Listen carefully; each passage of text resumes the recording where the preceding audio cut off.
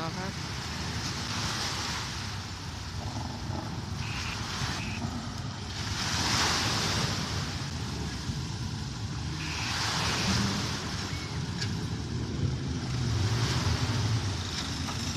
เสียงเครื่องรถเสียงเรือแล้ว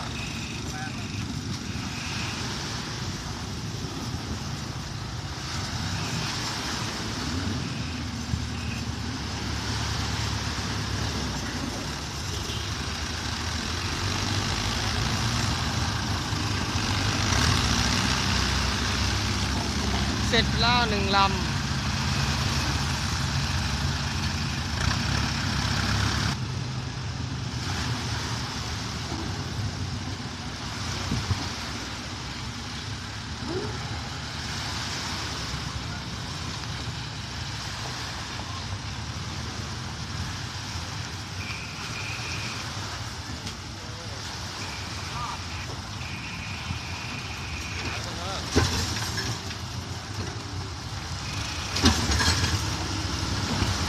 ฝ่ายที่เลย นะ หายนู่นแหละน้ำออก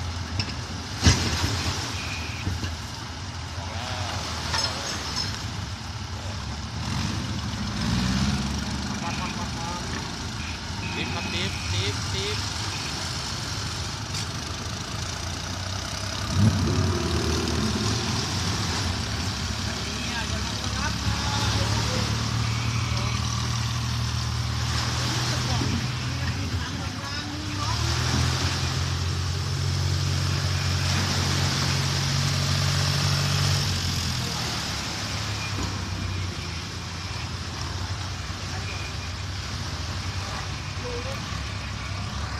อ๋อขึ้นไปไหนครับเนี่ยเก่งเหรอ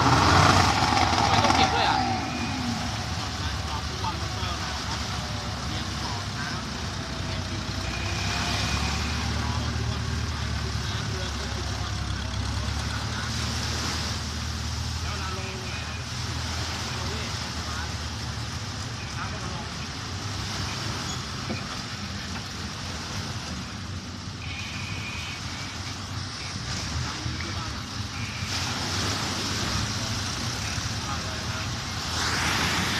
พอครับแค่นี้นะครับ